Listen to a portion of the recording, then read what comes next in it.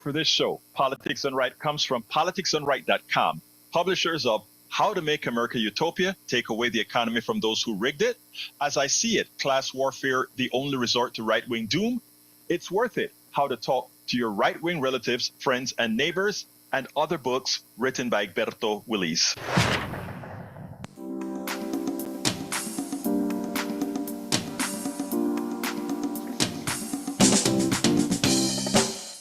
Welcome to Politics Done Right. My name is Egberto Willis, your host. Good morning, Houston. Good morning, Harris County. Good morning to the great state of Texas. Good morning to Northeast Texas, Southeast Texas, Northwest Louisiana, Southwest Louisiana, and to every nook and cranny where our 100,000 watt signal permeates into the nooks and crannies, to those magical boxes formerly known as radios, now called Howard. Let's call it the Howard Reynolds boxes. Anyway, folks, we're going to have a great show for you today. I'm sure by now everybody saw the debate. Yeah, the debate. We're going to talk about that some. We're going to talk about a whole lot of other things. Maybe because, this is your show. You call in and you give it directions. Anyway, before we end, without any further ado, let's go to our buddies or friends, the geniuses en el estudio, in the studio. Good morning, geniuses. And good morning to you, Egberto, and all the folks in Hattiesburg, Mississippi. Why the heck not? Yeah, I watched the debate last night. I stayed with it for about an hour and 40 minutes. Then I started to get tired. I thought, I get up at 4 o'clock in the morning, so it's time to go to bed. I thought I did not catch the demise of public schools comment. That must have come later on.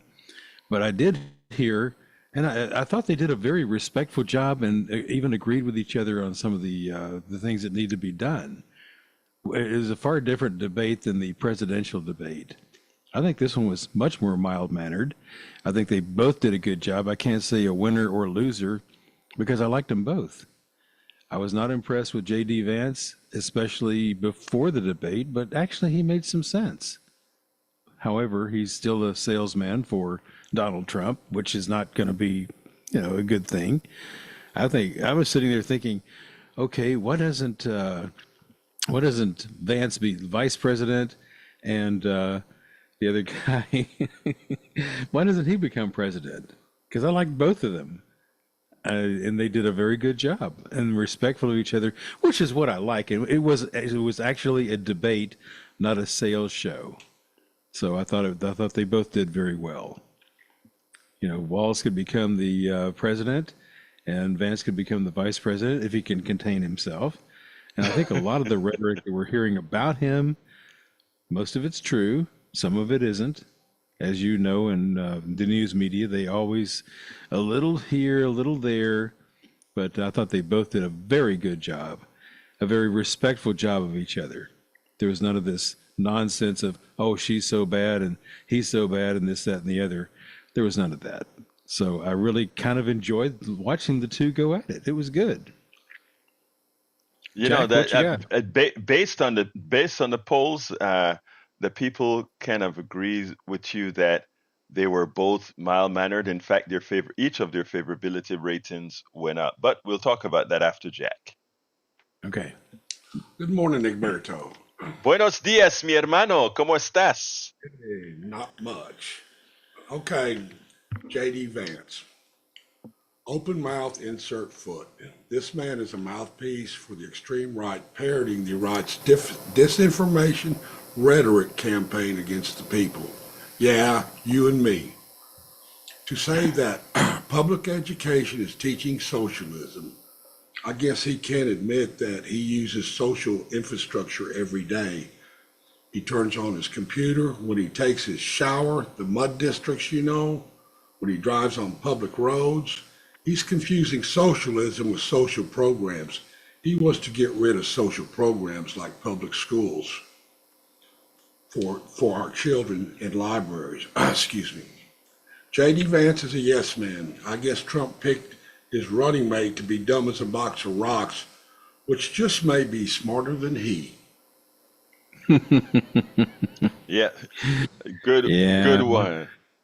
Let me tell you, from starting with the debate, Jack Howard.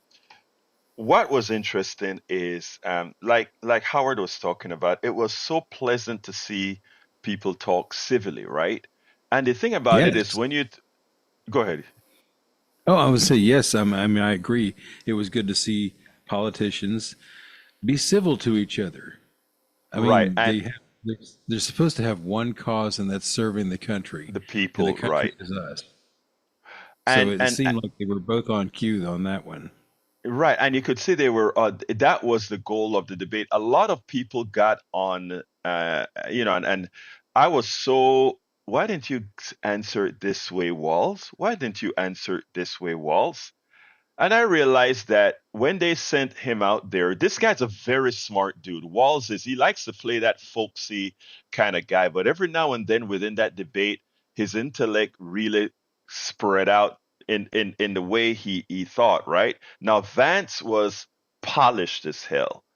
Vance looks like somebody who goes on debate courses. In other words, he never has to answer a question, or rather, no question that you gave him did he answer. I mean, if you take a listen of everything, he bloviated around each answer. But the thing about it is, it sounded good, it felt good, and it looked good. You don't get up 11 points in favorability ratings in one night, even though Walls went up like, I think Vance went up by 11 points, even though he's still underwater. And Walls went up by 13 points. They really loved the way the folksy way of the guys. So they both accomplished their mission. The problem is, when you're an activist, myself, etc., you can't just look at the platitudes and say, oh, wow, that sounded nice. Because, behind all those platitudes, what's really important is policy. And there are many times that I wanted Walls to respond with certain things. And I'm not even talking about the cats and eating dogs and all that kind of stuff, but repercussions of doing certain things. Like, I thought that would have had a major effect. But before I get into that, what was great that I saw, and it's something that I believe in after being with the coffee party and living room conversations and all these other organizations, is that if you are nice or if you are respectful, usually that sort of stuff comes back in return. Vance didn't, not once did Walsh really try to ding Vance. So Vance couldn't find a real heavy opening to ding Walls. And it just then made it that you're going to sit down and likely just talk about the things that you can actually talk about. And that's what happened in the debate. We didn't hear anything about the things that the right wing likes to bring out on Walls, like his the military career and what this other person said. You didn't hear about the dogs and the cats. You didn't hear about any other thing other than when these guys asked about policy. Now the answer is, how did you respond to the policy questions? And that's where we got the niceties out of Vance. But guess what? There were absolutely no answers. When they asked about how do you handle the healthcare and pre-existing conditions, he goes around in circles. He couldn't answer that. When they ask him about school, or the part that Brother Jack had to say, he goes and he just fortuitously used the word socialism. When they asked him about the Middle East, he didn't really have an answer, just went around in circle. And that was his behavior right through, right? Now, when they talked to Walls, Walls was not only able to say, this is how we'll help kids, he was able to say, this is how we help kids because you know what? We did it in Minnesota. This is how we help business. You know why? You know how I know that? We did it in Minnesota, and Minnesota is rated number 3 for businesses. All these things got done within that debate because they were niceties. Now, the question is how people understood what they heard. I thought, based on how good and polished Vance was, I thought when they did the polling as far as who won the debate, that Vance was going to look. I said specifically from a substantive point of view, Walz won the debate running away based on policy and saying what I will do on policy. There's not one thing you could tell me that JD Vance said they would actually get done or do for middle class America. And I thought most people, because of how they listen to debates, they were going to say, oh, he looked good. Vance looked good doing what he did. And it was going to be a runaway victory for Vance. It turned out being in the CNN polls where they had people that were watching the debate, Vance came out 51-49 as far as who won the debate. But the magical thing is underneath the tabs of that polling. They asked who would be better for you, middle class, etc. And Walz came out ahead on those kinds of questions, which says a magical thing. America is starting to discriminate between, yeah, stylistically speaking, that guy was a good performer, but the one who is better for me is Walz. And that blew, I mean, those two numbers blew me away last night. I stayed up to waiting on those numbers, and I'm like, oh my God, America got it. Yeah, the debate was pretty even with a slight tilt in stylistic points to Vance. But as far as what's going to help me, it is Walz. I just that bifurcation really blew me. I want to say some more things, but Donald's on the line, and if my good old brother Maga is on the line, I got to talk to Donald. Come on in, Donald. Hey, good morning, Alberto. Yes, it was a hooey show. Yeah. Let's take a look at this from the perspective that there was 5 people on that stage. Mm-hmm. You have Biden, Harris, Trump, Walz, and JD Vance. Yeah. 2 of them are career politicians that are still trying to stay in the political game. That's why they were the way they were last night. Trump doesn't care. He's trying to stay out of jail. Biden's already out. And then Kamala, she can't go any higher, and she's pretty much at retirement age. If she doesn't get to presidency, then she's done with it. But you've got to look at all of it and see those 2 guys sit there and said they could not do anything with the home market, all this other stuff. Yeah, they can. They're Senate and Congress.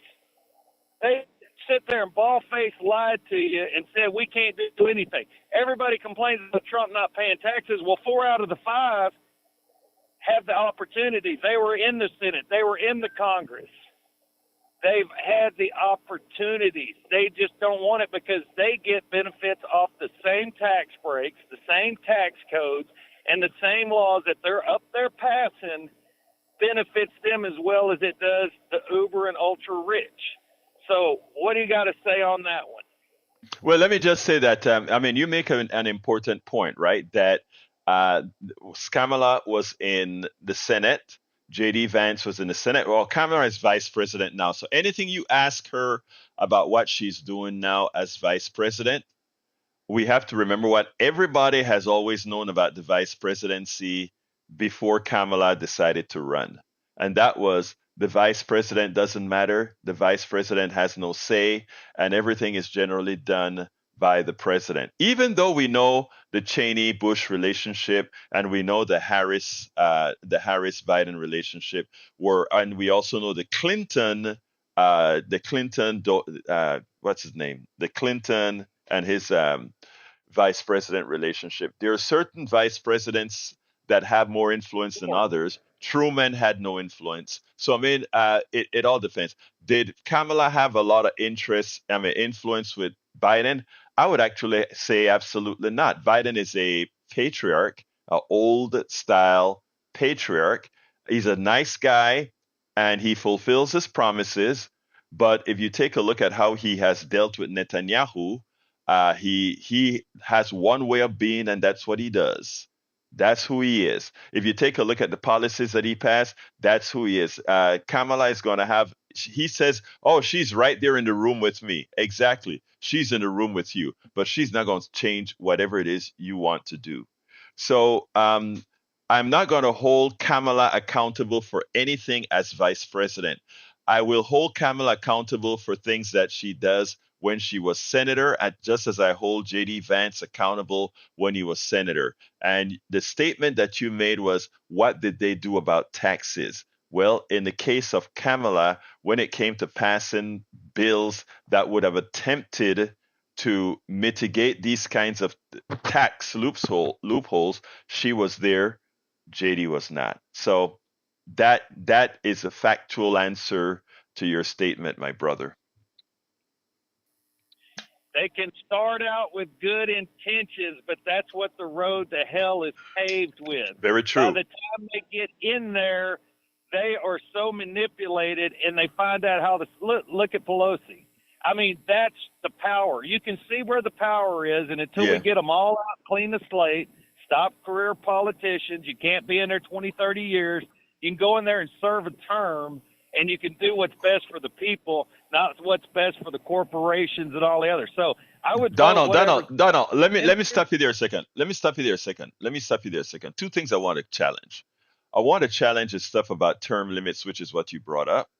I mean, a lot of people are for term limits. A lot of my good friends are for term limits. I am completely against term limits because I think it's an anti-democratic process. Okay, I am for look, listen to you talk. You're a smart dude.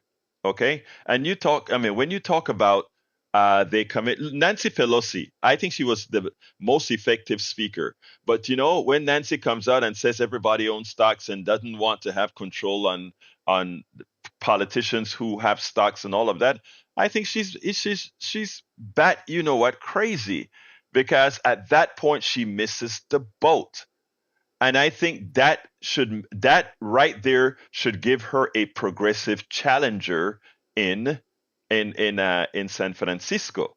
So I mean, what I want myself, and I think you should want, is an educated population, which I don't think is what we have, politically educated population. I want people to understand the power that they have. Like, the power you have. I want people to know the power that they have, and I want people to understand civics. I want people to understand how our government work, because I have faith that a smart person who understands how our government work will choose the right people, and anybody that gets out of line would be done appropriately. But that also requires for us to understand how our economic system works, so that the corporations can't put out those ads to fool you into voting against your own interests. I don't see any differences between what most Americans want. I see differences in how they are programmed in their minds. Continue, Donald, before I jump to Harry. Okay, why can't we put on propositions or agendas or whatever that we vote for in each state that actually affect our government? Yes, we do put up Congress people, we do put up senators, but just put the abortion on the ballot to see what the majority of the people say. We did. Put term limits We did. on the ballot in each state. No, I mean each state, individual, as you vote. So, yeah, we did, Donald. Kansas, they put it on the vote. Red state Kansas, 63%, I think it's what said, we want to allow a woman her right to choose. It's up on the ballot in Florida. We put it on the ballot in every single state that we put it up on the ballot. It's north of 58% of what people want. The thing about it is this, right? The people in every state, they're voting to support a woman's right to choose. But guess what? Donald? I don't even think that is something that should be up for a vote. You know what the first 10 amendments of the Constitution are? Oh, yeah, but this is politics. That's where we get No. it. Wait. Donald, I want to go somewhere. I'm going somewhere with you, I promise. I'm going somewhere with you, I promise you. Do you know what the 10 first amendments to the Constitution is called? The Bill of Rights. And what the Bill of Rights is, the Bill of Rights prevents the majority from being able to pass any laws against the minority or majority because it's called an inalienable right. I cannot pass a law that stops you from voting. I cannot pass a law that takes away your gun. I cannot pass a law that takes away your free speech. Those are inalienable rights. I don't think we should be able to pass a law that takes away a woman's right to her body. That should be a constitutional right that the majority cannot take away from you. So yeah, we're voting in every state as you ask, but I don't even think it's something that we should have allowed to do. I think there should have been an amendment that says a woman has an inalienable right to her own body. But we'll talk about that another time, Donald. I need to go to some other calls as Okay, usual. so it's real quick. Yes. That's why you can get a vasectomy and you get a tubulectomy and nobody says a damn thing. It's the same. Thank you. principle. There you go. And the There you doctor's go. office with your doctor is your business. All right, later. Thank you. Thank you, brother. You have a peaceful day, my dear brother. Harry, come on in, sir. Good morning, Jack. Good morning, Howard. Hola, ¿cómo estás? ¿Qué pasó? El profesor Alberto Willis. Todo está bien, mi hermano. Todo está bien. Talk to me, my brother. Muy bien. Well, I listened to the debate on NPR. I thought, as you were telling Howard and Jack earlier, that JD Vance, and I listened to the analyst, he did have style, but Tim Walz had more substance. I felt that he answered all the questions correctly that the moderator put out there about Iran and Israel and Hamas and Hezbollah, and then about abortion and about the economy and about the border. And I thought that J.D. Vance too much kept going back to immigration and about the undocumented workers bringing a lot of fentanyl. And then I didn't like that, as the moderator pointed out, the Haitians that work in Springfield are here legally. And he's up here continuing to spread those false narratives that they are illegal immigrants and they're not here legally. And then he went on talking about why we can't have, with the Haitians, we can't have affordable housing because these undocumented people are undercutting the economy for Americans so they can't get affordable housing. And I like how Tim Walz nailed him on that when he said no. It is Wall Street, it's like BlackRock, these brokerage firms. They're the ones bidding up the prices and why we can't have affordable housing. And then, hey, Harry, can I stop you? Harry, I want to stop you a second because you nailed something that's important. You said something that's important that I wish he had said more forcefully. Right now, they're buying up houses. These investment firms, and they're buying up a lot of houses and then renting them out, and that is causing home inflation as well, right? He said it, but I don't. But you follow these things from listening to our programs, etc.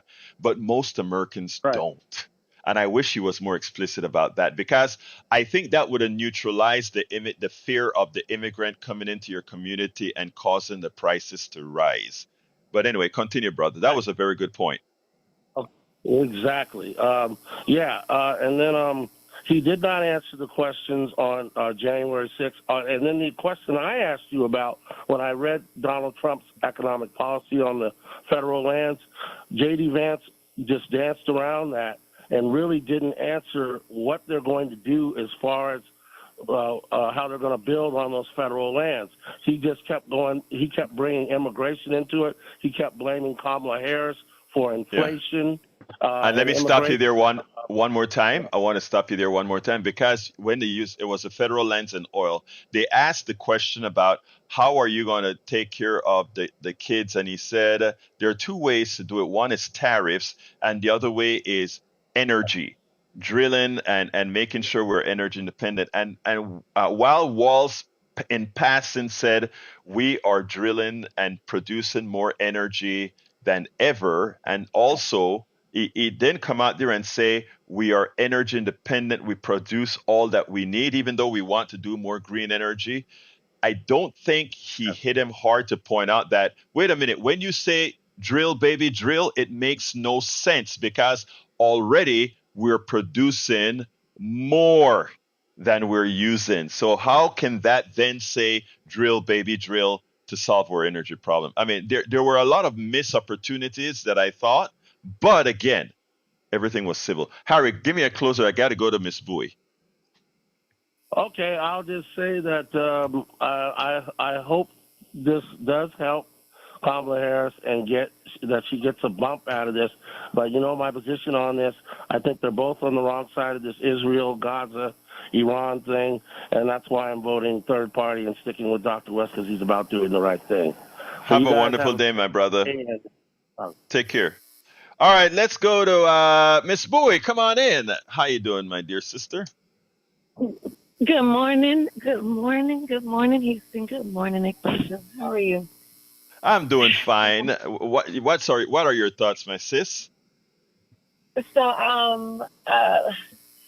I wanted to agree with Donald about terms. I think, yeah, we need terms because if we don't, give them terms with the ability to reapply. That way, they can come in, do their job. If they do a good job, then we say, you know what? When he was in here for that short amount of time, or the 2 years, or the 4 years, he got the job done. Let's put him back in. But all of this extra 30, 40, 50 years, we don't need none of that. That's why we have decades and decades of problems and nothing ever gets solved. And then I'm going to actually agree again with the other sister that calls. In the morning, we can't get in the mud with y'all. We got kids we need to do to get to school, and we got tea and all these things. Breakfast we need to feed. I forgot my thought. But No, hey, yeah, go ahead. I'm still doing my investigation, but break check, you are on the line today. I just wanted to officially say that. All right, you in hot water, okay? Yeah, but I'm gonna call you back at 3 o'clock hour. But yes, Donald, right. Thank you. Term limits, we need to have it. Bye. Thank you, Miss Bowie. Thank you. I can't agree with my sister. Love her to death, but I can't agree with her. I think she just kind of agreed with me when she said, if they do a good job, we put them back in. And that's what called elections. But again, you have to have a community that is up to speed, educated, not overworked. Because I'll tell you something else. A lot of what happens here is that the American population is working so hard. We are some of the hardest working people on the planet. And you come home, a lot of times you don't want to have to figure things out. So when you're fed information from your source of information, you just accept it. But anyway, that's my thing. Johnny, come on in, my dear brother from another mother. In a previous time, several generations ago, people who listened to the debate between Kennedy and Nixon on the radio versus watching it on TV came away with two different impressions we were taught historically. And so if you watched the debate like I did, as opposed to listening to it, you would have a more favorable view of both of these individuals, especially of Walz.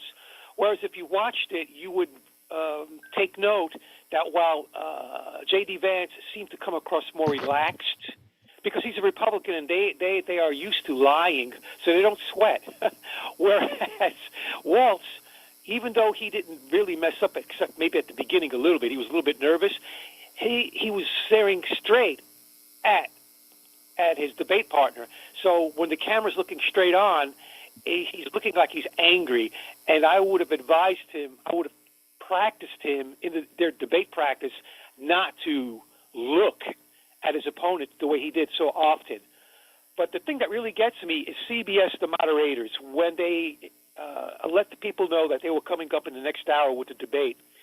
One of the things that they said was that, well, Mr. Walz is going to have to answer for his being a little bit too liberal. And I thought, WTF. And I was waiting for something complimentary for JD Vance. And in that space, they said nothing to challenge JD Vance's thing as a Republican. How come J.D. Vance doesn't have to apologize for being Republican or have to apologize for choosing a running mate. That's a lifelong con man and career criminal. But Walz has to explain why he might be a little bit too liberal. Give me a break. You know what is interesting? What is interesting, John, is that I think one of the most important things that if the moderator is going to do something like that is to say Vance is going to have to explain after when he said Donald Trump's failed policies were failed policies in 2020, after he said Donald Trump was an American Hitler, after he said all those things, he's going to have to explain how do you become a running mate of that person. And they kind of touched on it when they asked him about the Hitler comment, but there were so many other comments out there that really would have made a Trump Vance ticket not a real thing, because again, Vance really had disdain for Trump. I mean, let me tell you what I have, guys. I have the dossier. I haven't put anything on air again because I understand the dossier was actually lifted from the computer, the Trump Vance computer system. For journalistically, I haven't put it on air. I haven't put it on my website or anything like that. But I can just say, in going through that stuff, people know this thing because the way the dossier was put together, it was put together interviewing a whole lot of people. So it's all out there in the public domain already, and it just put it into one place, right? I am just surprised that 90% of what's of the things that's in there about JD Vance hasn't seen the light of day. Just surprised. Continue, Johnny. And J.D. Vance was given a pass at least twice that I can recall. He was allowed not to answer two different questions, which I can't remember off the top of my head what they were, but they were at least one of them were substantial, and they had the excuse of having to move on to the next question. So he gets a pass right there. But here's my idea. How about this is something that Donald gave me an idea about earlier in his conversation with you. How about you know how CEOs in the private sector, in the real world of competition, how they get these bonuses and performance packages? They get performance pay if they squeeze every nickel out of the company and screw over the workers, and they get rewarded for that. How about we penalize politicians at the federal level who, let's say, only accomplish 20% of their campaign promises, and if they deliver at least 65% of their campaign promises, we increase their retirement package a little bit, like a little bit of a sweetener, give them an incentive. But at the same time, no corporate dark or PAC money, because we're going to have forensic accountants watching your every move. If you're a federal officer, that's the new reality in my world. You know what is interesting, Johnny? There's actually, there's a lot of merit to something that you just said. That while you're saying it, I'm like, how the hell would that work? But if you go ahead and say certain things would be based on campaign promises fulfilled, I know the politician doesn't have full control of fulfilling campaign promises, but what it would do, it would make people make less false campaign promises to get elected, right? So it would talk about consequences having consequences, right? So it's probably not a far-fetched idea at all. Welcome aboard, Paul Fleming Sr. from Atlanta, Georgia, and Eric Case from Atascocita. Yeah, continue, Johnny. One final thought. You know how we could put that on steroids? You don't just put it on the onus of just the president and or vice president. You put it on all of the people connected with them that they have to work with daily, people in Congress. In other words, like in the U.S. military, the Marines have the buddy-buddy system where you all sink or swim together. It's the same thing. You have an incentive to help your buddy so you stay alive and he stays alive and helps keep you alive. Well, let's do the same thing for their financial integrity. If they want to have a good retirement package, they all have to work together across the There you go. Thank you, brother. Johnny, got to go. Thank you very much, my brother. Goodbye.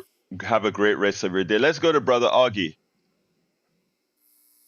And by the way, Good folks, the morning. telephone number is 713-526-5738. Come on, Inagi. Yeah, good morning. Yeah, uh, JD Vance, he's only been in office for 2 years, and I don't think he really knows what's going on. I don't think he knows how the government works.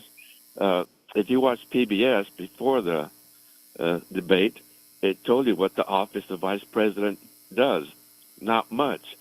And JD Vance was trying to hold Kamala responsible for not doing anything as the vice president. Well, the vice president doesn't do much. It's the president and Congress that pushes the acts, not the vice president. And the vice president, it didn't have much to do until like Nixon when he got kicked out, and then the vice president had to be take over for him, and then they had to find another vice president to take over Gerald Ford's spot. But anyway, one thing about last night that J.D. Vance showed to us, he doesn't like to be fact-checked for what he says. And he got on him, hey, man, you're fact-checking me. And that's what Trump supporters do whenever I talk with them.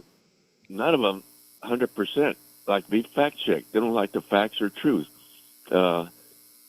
Nobody brought out that when Trump was president, he didn't do anything.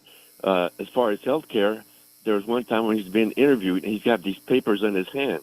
And he says, I got a plan here to replace the Affordable Care Act. And when a cameraman zoomed up on his papers, the papers were blank. And he said, I got it right here. It wasn't concepts that he said now. He said back then when he was president, he said, I got a plan right here in my hands. He had nothing. It was all blank.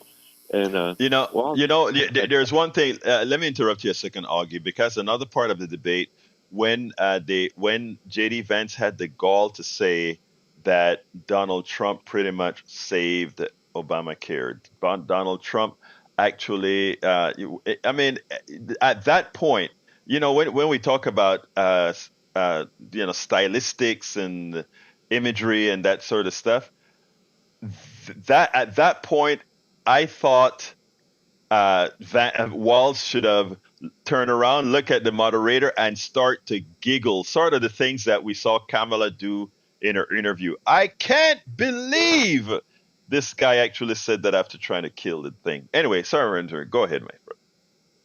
that's okay. And like Johnny said a while ago, if Waltz would have looked at the camera instead of looking sideways and with his eyes got big with the stuff that J.D. Vance said, like you said, I think it would have gone a lot better for Waltz, as appearance-wise, because he's on TV. Yeah. But anyway. But it was. I tell you what, we are political junkies, and we're giving Walz a hard time. And I really wanted to see what the average person who listened and watched. And the average person who listened and watched Augie are not that tough on Walz as we are, because what they saw was a civil debate, and what they saw is that and they also saw that Walz was more substantive in the numbers that you see, not the who won or lost the debate. It came out pretty even, but in the numbers that you see, what it turns out to be is that people realize that the person who really had solutions for them was the Harris Walz ticket, which I found surprising, but I was also thankful that they saw through the junk. I got to go to Moses, August, so give me a closer. Yeah, but I was surprised they had Dora O'Donnell there because she doesn't really know much what's going on. If you know about her, at the beginning when they showed her, she was looking at this piece of paper. That piece of paper had questions because that's the only way she knows. She can't think of the top off of her head because she's really not aware of what's going on. But anyway, she was good about keeping time and trying to keep them to the 2 minutes. And but anyway, at the end, it was very good. The wives came on and then they shook hands. JD, right, his wife, Waltz, and Waltz introduced his wife to JD. But yeah, it was sort of civil. But like I said, they don't like to be fact checked. They don't like truth. Yeah. Oh no, because fact checking is the enemy for them. But anyway, thank you, Augie. Let's go to Sister Thank you for what you do. Moses. Bye-bye. Thank you, brother. Moses, come on in. Buenos días, hijitos. Buenos días, mi corazón. Buenos días, ¿cómo estás? Muy bien, ¿y tú? Muy bien, muy bien. Talk to me, sis. Talk to me. Okay.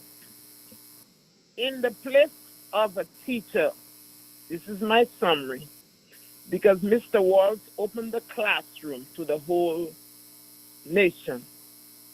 Mr. Walz redirected Mr. Vance's attention to the blackboard in Minnesota to see the solution to the problems of the nation. And there is a word that goes, and the nation heard it, they learned, and there is a word that goes, and your eyes will see your teacher, and your ears will hear a word behind you saying, this is the way, follow it. Moses, first of all, Yeah. I want to thank you for saying that. And let me tell you why. Because I love the way you put that. He opened the classroom. Because, a lot of people are just finding out about Walz now, right?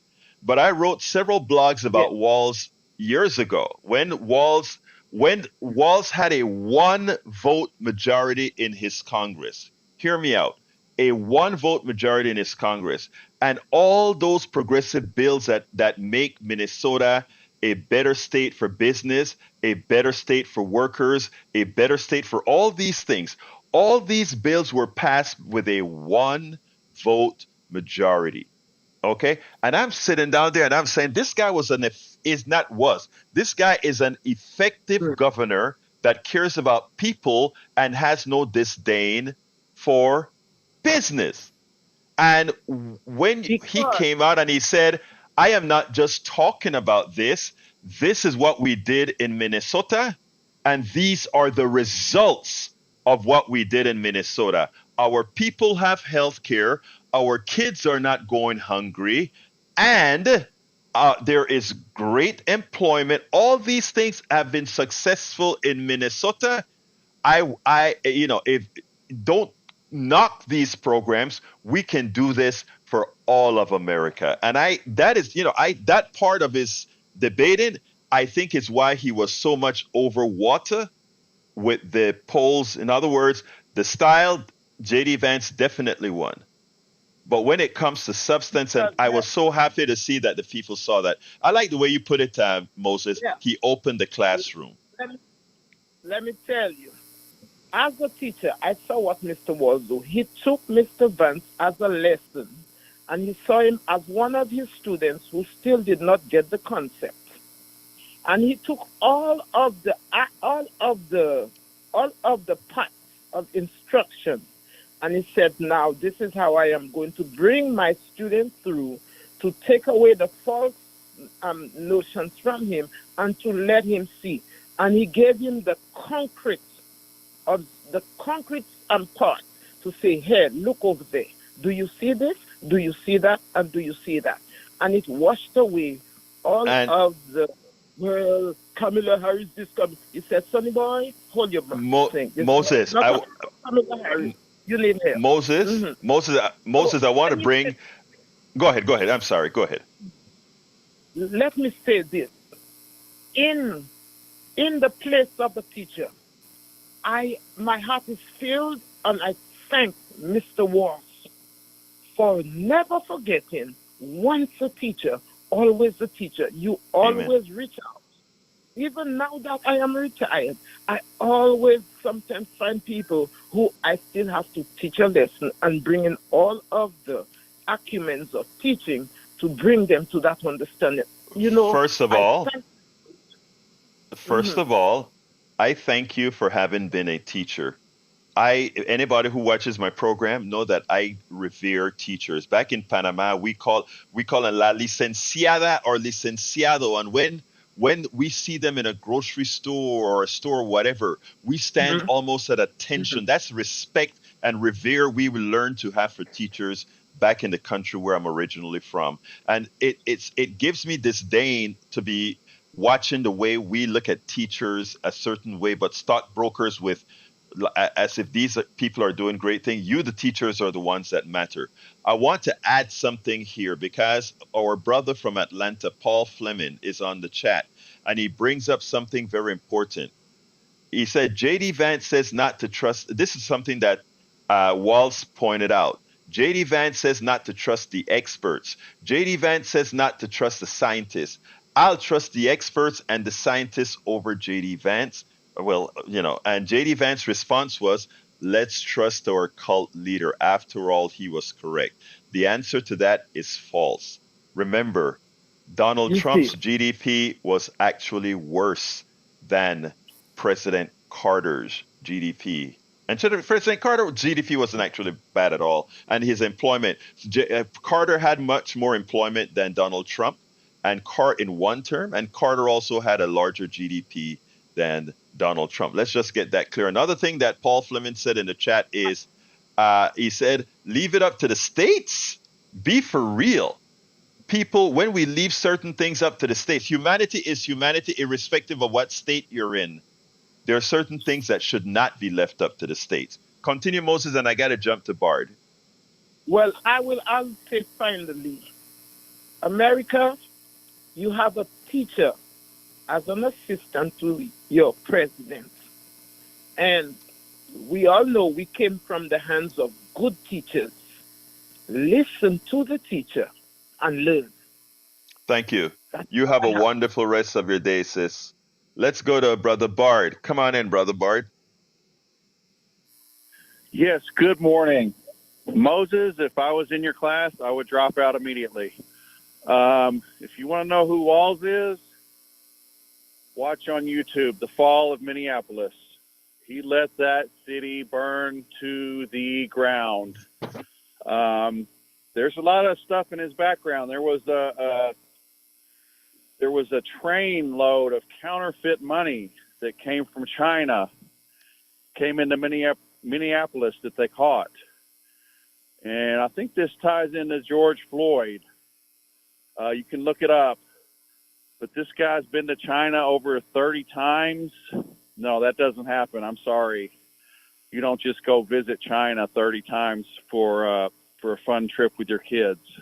That's not true. Bard, Bard, you sound, Bard. Okay, I got it. You actually sound, I thought you were a pretty smart dude. I would never think that you are the type that would fall for the conspiracy theories that are fed to you. And I must say that I'm genuinely, I'll always give you your voice here, but I'm genuinely disappointed because those of us who follow politics and understand how the right wing works and how they turn people like you, they really mess up your minds, right? It's concerning because it causes you to vote against your own interests. But notice I did give you your time to point out what you wanted to point out. So thank you for calling, but I'm concerned about your state of mind. You have no, you're done. I'm concerned about your state of mind, my brother Bard. Thank you very much. You have a wonderful day.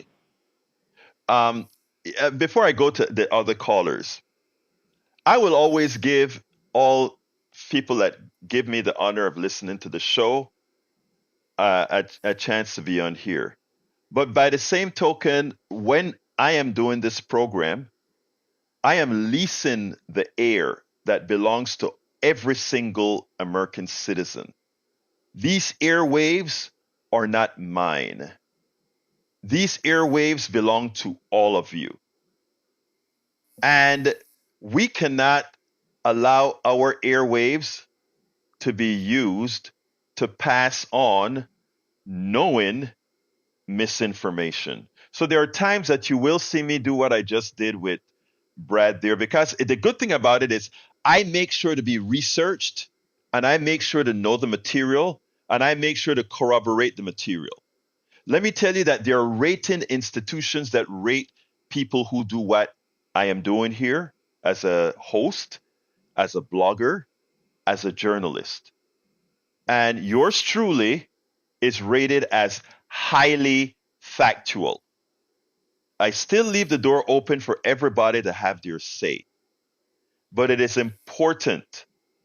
It is important for us at the same time we make other people have their say that we don't allow them to pollute the airwaves that you own to further misinform, ill-inform, disinform others. So there are times that that must be done. All right, Brian, I'm running out of time now, and my lines just filled up again. So, Brian, you got 1 minute. Oh yeah, okay. Mayo one team. You understand what that means? Say that It's again. Chinese. Okay, Mayo what one does it team. mean? What does it mean? The Chinese. Have a good day. Yeah, Bart is correct. You should watch The Fall of Minneapolis. And he's a liar. Okay, I don't have The to governor watch is it a fall of. Oh, I'm sorry. Go ahead. Oh yeah, thank you for letting me talk. Okay, he has been to China 15 times. Okay, and he lied about being in Hong Kong during the Tiananmen Square massacres. Now, what would have happened if JD was the Manchurian candidate? What would he have done if he's been to China 15 times? The left-wing media would have went crazy for the Manchurian candidate. We're not polluting the airwaves. We're giving you a different way of thinking. Do you understand this? Absolutely. So, thank you very much, Brian. And let me just tell you that I don't have to read up on Minneapolis. I've been to Minneapolis several times. Not only have I been to Minneapolis, I can see the beauty that the city is. And not only that, but the culture of the people, all the people in Minneapolis. The caricature that YouTube video has made out of Minneapolis is just that, a caricature. Brian, again, I'm going to tell you the same thing. I can't let you use the airwaves to lie about what Minnesota has really become. It's in the data. Thank you, brother. I got to go to Jeff.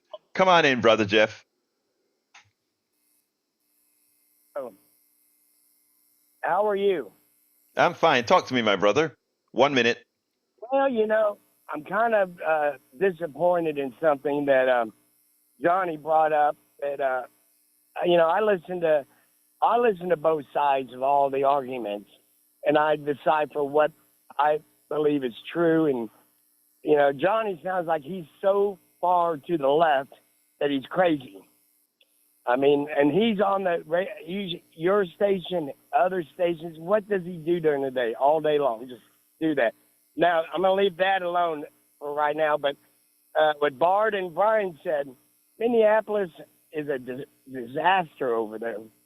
The policies that governor put in there, I just don't know. I mean, I see it all the time on the internet that he let that city burn, and then Again, that you see, Jeff. I've been to Minneapolis prior to and after the riots that were actually understandably what happened. But let me tell you something.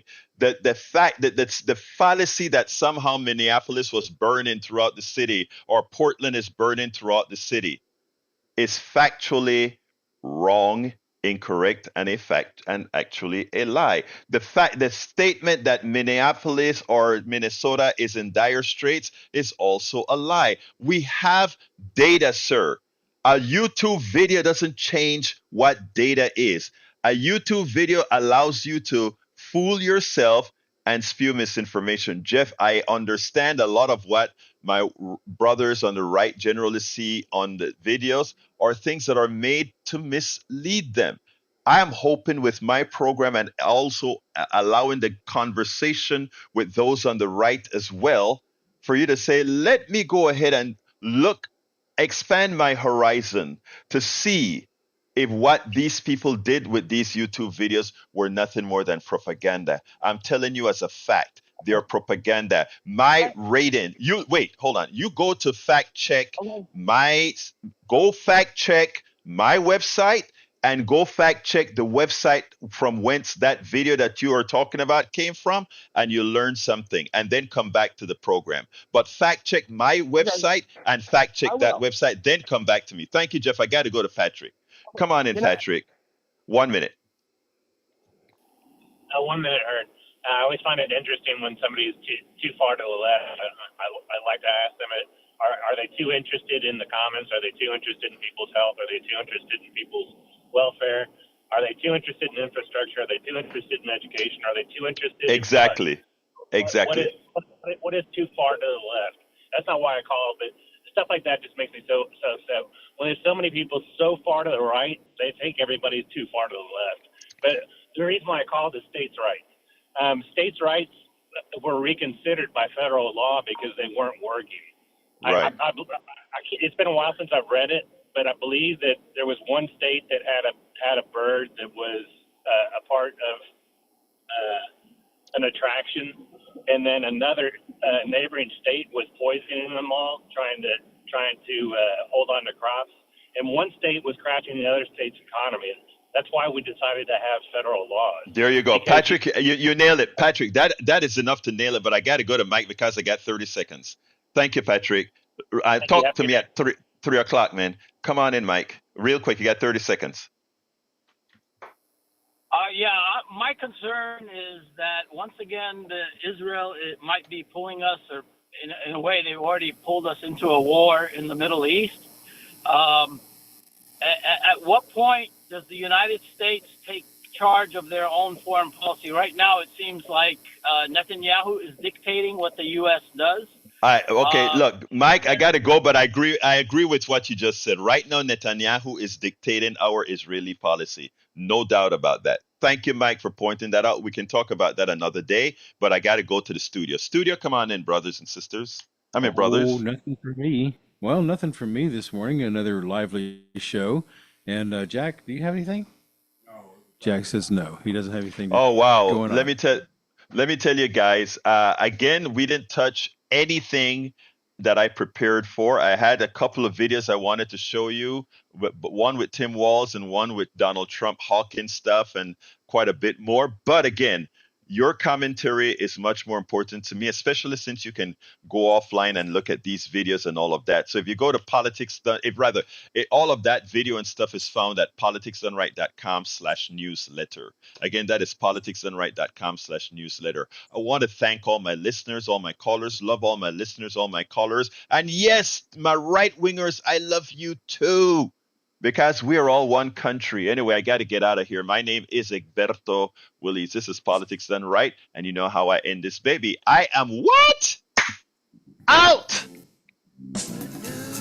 Good planet, good news. It's time now for your good news for a good planet. From bottles to beaches, Louisiana has only 2 cities